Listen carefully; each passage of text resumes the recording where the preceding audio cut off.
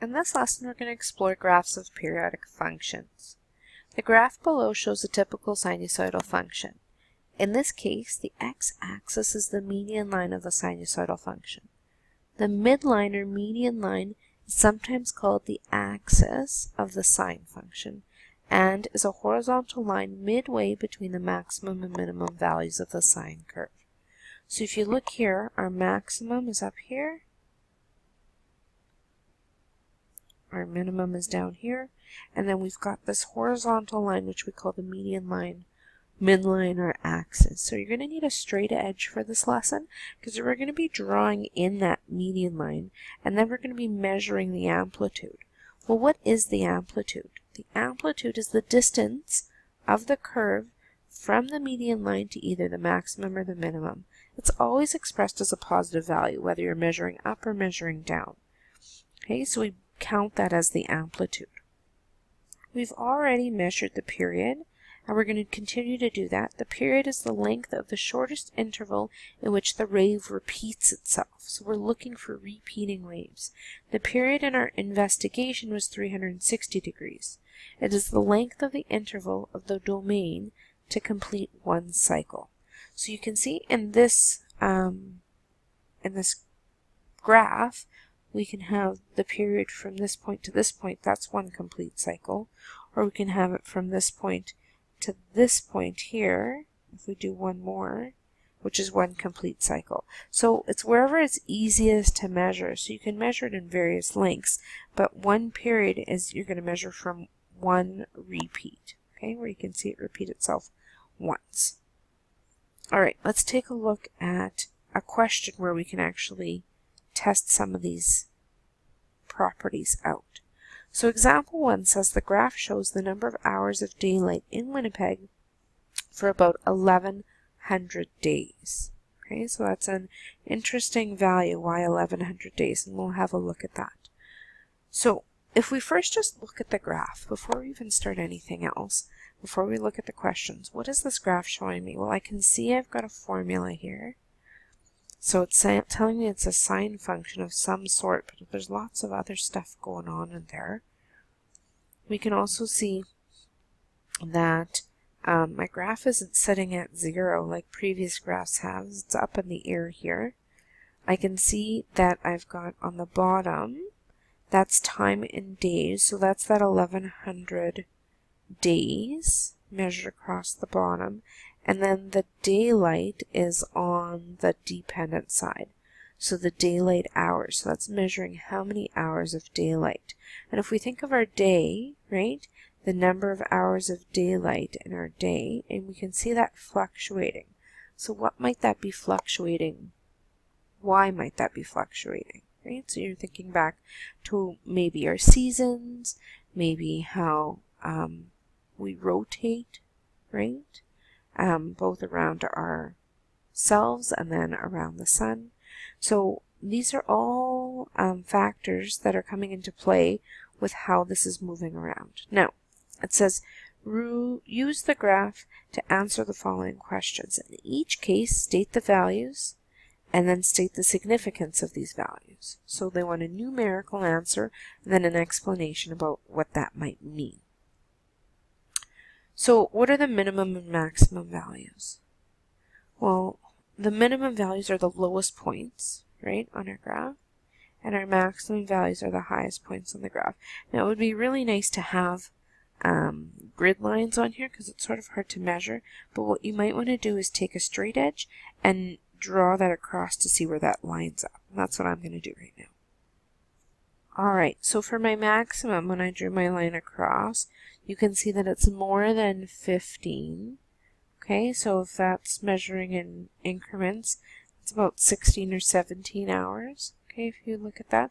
And then the bottom one for the minimum, I actually probably didn't need to draw the line because you can see that that value is sitting right there where the graph starts. And that's about 8 hours. Okay, so let's write that down. I'm going to erase those lines because I'm going to need that information or that room for some other stuff. So minimum is 8 hours and maximum is 16 hours.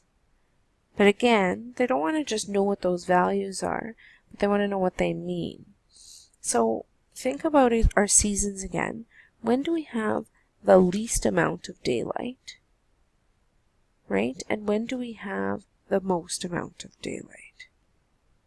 So this is the amount of daylight on our shortest and our longest days of the year. Our longest day of the year is our summer solstice, June 21st, and the longest day of the year is our winter solstice, and that's December 21st. So if we go back and look at our graph again, okay, so you can see our longest day is shown 3 times, and our shortest day is shown just about 3 times, right? A little bit longer, and that would have been 3 times. So in terms of the amount of time shown here, right, does that make sense that it's 3 years? Yes, it definitely does. Because if we're seeing 3 summer solstices and 3 winter solstices, well, that means that 3 years have gone by. So that's that 1100 days, 3 years, 365 days for 1 year, right? Times 3. That gives you 1095. So that's short of 3 years. And if we have 365.25, which is really what our year is, times 3, right? That's even closer. So that's what they're talking about in terms of the period, the 3-year time frame. And we can see our 3 summer and winter solstices, longest and shortest days of the year. Now the median value, or the axis, well, that's not shown on my graph, but if I know the maximum and I know the minimum, then I should be able to solve for that median value, okay? So how do we solve for the midpoint? Well, we take those 2 values and add them together. So if we have our maximum and we add that to our minimum, divide that by 2, we should get our median, or our axis. Using our values, that would be 8 plus, well, if I'm going to do maximum, 16 plus 8 divided by 2, or 24 divided by 2, which is 12. Now, when we're stating our axis, it's actually an equation. So that equation would be a horizontal line, so that would give us y is equal to 12 as the equation. Now taking your straight line, we can draw our horizontal line in at y equals 12. So go ahead and do that now. Alright, once you have that drawn in, you can also label it so we can see what that is on our graph. Because the next question that we're being asked is, what does that actually mean? Well, in a day, we have 24 hours. 12 is half of that, so that makes sense that the 16 plus 8 gave us 24, and half of that is 12, so that means we have the same amount of daylight as we do darkness. So let's add that to our information here. When we have the equal amount of daylight and darkness, that's our spring and fall equinox. So if you look up at our graph, you can see the points where our curve meet the line would represent our spring and fall equinox, and you can see those throughout the year. The next question being asked of us is to solve for the amplitude. If you remember, the amplitude is the difference between the median line and the max, right? This would be one amplitude, or the median line and the min. And those are the same heights. That's the amplitude. But what is the value of the amplitude? That's what we really want to know. Well, if 12 is our midline and our max is 16 and our min is 8, we can see that that difference is going to be 4 hours, right? So if we take our 16 minus 12, that would be 4. Or if you take your 12 minus 8, that would be 4. So either way you do that, you should get the same answer. So the amplitude is 4 hours. And what does that 4 hours represent? Well, it represents the difference between a solstice and an equinox in hours of daylight. If we look back up here, so our maximum value is 16. Our minimum value is 8. And then that difference here is 4. So that's what we're looking at for amplitude. So if we take that median line, which is 12, that's our solstice, the difference between that and our max or that and our min is that 4 hours. All right. Number 4 says the period. So what is the period? And we've talked about that already. Because we've got 3 years shown, we can see one repeat in a cycle would be 1 year, right? So the period is 365 days or 1 year. And we know that there's 3 years shown in the graph.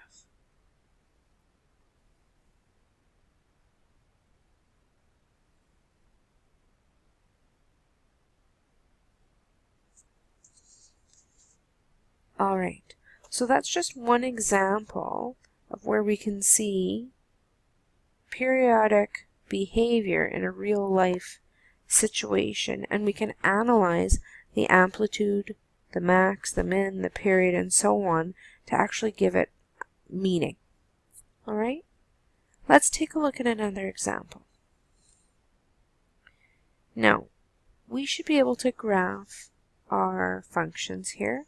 Now, when you're using your graphing calculator, you will need to set the window accordingly depending on whether you're graphing in degrees or graphing in radians, okay? So what we're going to do is we're going to graph the y equals sine x function in degrees and radians, making sure that our window settings are set accordingly, and then we'll talk about the different characteristics, both in degrees and then in radians. So the way I'm going to do this in 2 different colors, and then state the domain in one color for degrees and the other color for radians. Then what we're going to do is we're going to do this all over again for the cosine function. So we're going to see how to set up the graphing calculator, and then we're going to graph it and look at the characteristics. Once we have a really good understanding of these 2 functions, then we can start doing stuff with them. We're going to start manipulating them, transforming them, squishing them, stretching them, moving up and down, left and right, and so on. So let's get a really good understanding of what this looks like and how we can actually see these functions on our calculators. So the first graph we're going to look at is the sine graph, and you're going to want to make sure your settings are as follows. So 4 degrees, you're going to want your min to be 0, your max to be 360, your scale to be 90, your min to be -2, your max to be 2, and your y scale to be 1. Now, the way I have it set up is you're actually just graphing this part. If you want to go from -360, you can always change this to -360, and then you get the whole graph shown, okay? So depending on what you want to actually look at in terms of your graph. But if we just start at 0, we can see what's going on with the rest of it. So let's just start with our calculator in degrees and graph y equals sine x. So let's go ahead and do that. Clear out what we had before. So I'm going to go to mode, make sure I'm in degree mode. If you've reset your calculator recently, make sure that it automatically goes into radian as default, so make sure it's in degrees. Go into our window and set our window according to what we just wrote down.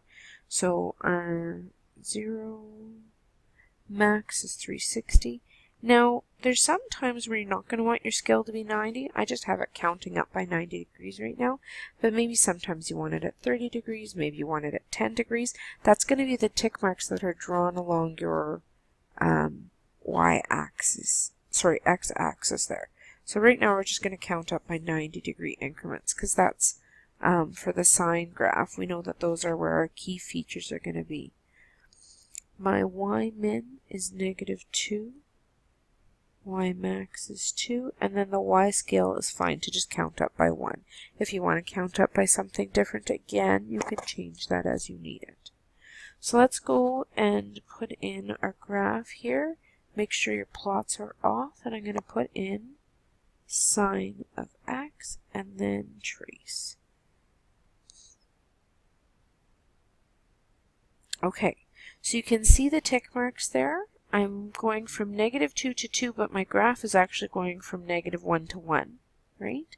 My maximum and minimum points. I've got my cursor here blinking at 180 degrees, which is half the period. Full period would be 360, and you can see there's a tick mark on either side measuring 90 and 270 degrees, which is the exact tick marks that we have on our grid, right, on our graph drawn in our notes. So that's why I set it up that way. You can adjust those settings as you need. When we start manipulating our graphs around, you're going to want to see some of those other features. Okay, so let's go ahead and draw this in.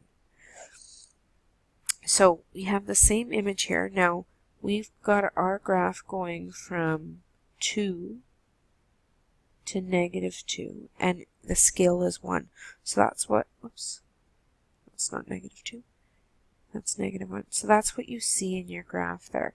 So our sine graph starts at 0. At 90 degrees is up at 1. 180 degrees it's down at 0. 270 degrees it's at -1. And then we're back up at 360 degrees at 0. So draw a smooth curve through that.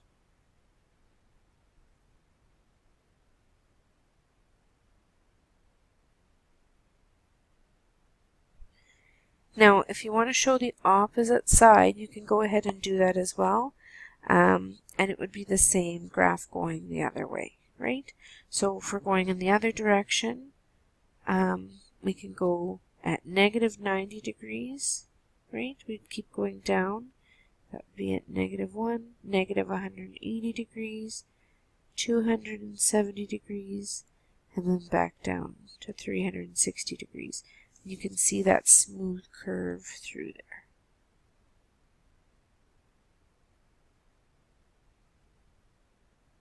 Now, if you wanted that to be shown on your calculator, all you have to do is change your window and change that to -360 and then hit trace, and you can see that all of that will be shown there.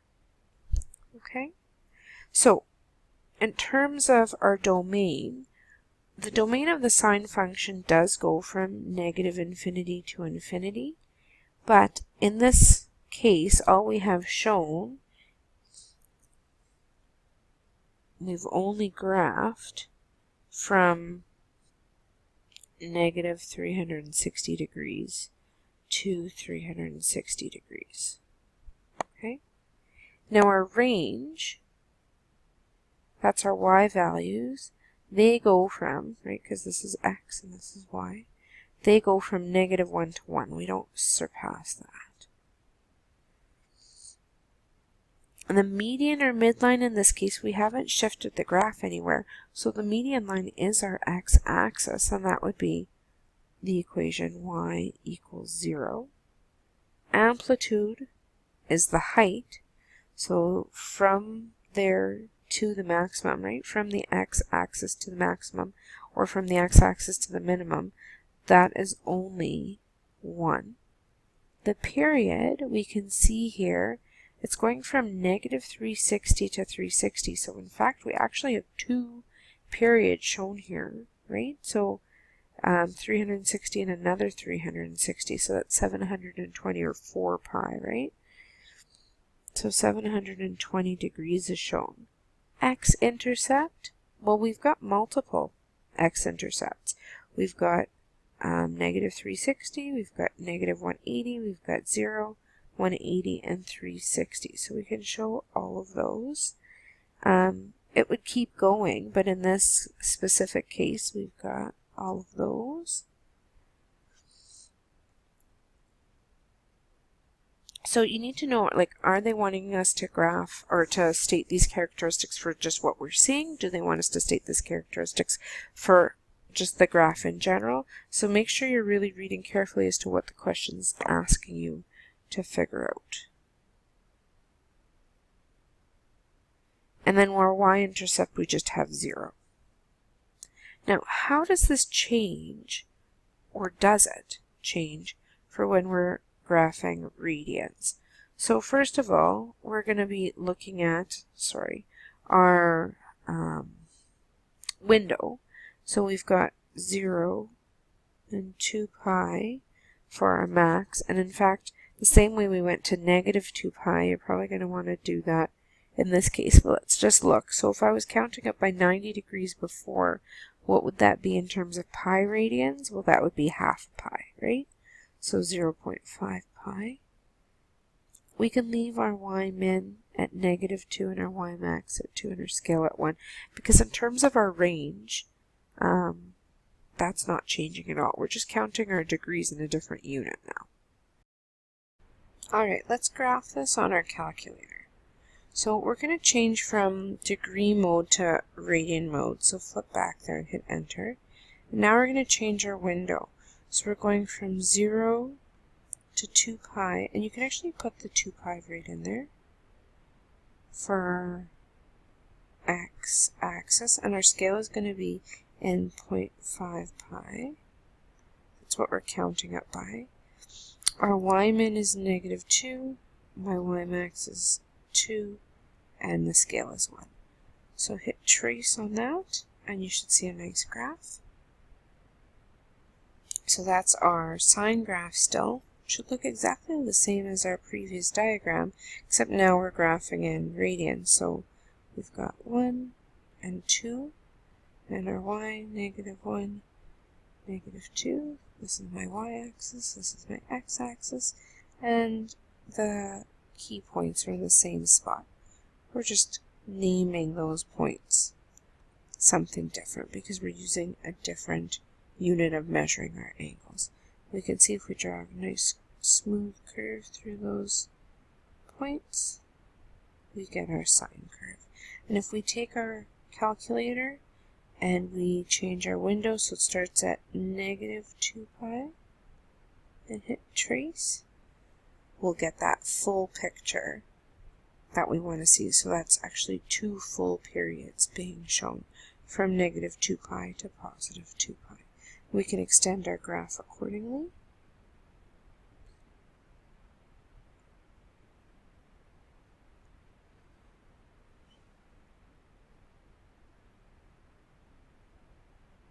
And there we go. So how does that change what we are seeing in terms of our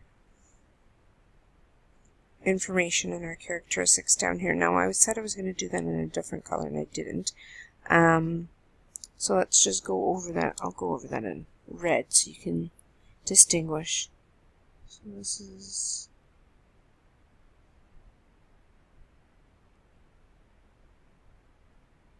my radian. So I'll do the radian information in red down here. So my domain would go from negative 2 pi to 2 pi. The range stays the same. The median or midline stays the same. The amplitude stays the same. The period now, though, is instead of 720 degrees, that would be 4 pi. And our intercepts will be different too. So we're going from negative 2 pi, and then my next one would be at negative pi, and then still call it 0, pi, and 2 pi. And otherwise the y-intercept is the same as well. So you can see that there's a lot that's overlapping. Again, just what we're calling those angles. We're using a different unit measure. So you can see the difference and the similarities between graphing y equals sine x in degrees and in radians. Now there's a lot of repetition here when we go ahead and look at the next example. In terms of your window settings, those are exactly the same, but now you're graphing y equals cos x. So rather than me going through all of that, you go ahead and do that and then come back and check, and you should see all the characteristics. So here you have the graph of y equals cos x. You can see it in degrees and in radians, the same behavior. And if we look at the domain And the range, we've got negative infinity to infinity, but we've only graphed negative 360 to 360, or negative 2 pi to 2 pi. Our range stays the same, negative 1 to 1. Median or midline stays the same. Amplitude stays the same. And those are the same for cosine and sine. For period, that's also the same, but our x-intercepts have changed. We're going negative 270, negative 90, 90, 270, and in pi radians, negative 1.5 pi, negative 0.5 pi, 0.5 pi, and 1.5 pi. And the y-intercept is the same for both radians and degrees, but it's different than it was for the sine function. For the cosine function, the y-intercept is 1. On the next page, there's a nice summary of everything we've learned. So the key ideas are summarized here, and if we look down here, we can see the difference between the sine graph and the cosine graph, and those characteristics as well. That's it for today's lesson. Thanks for joining me.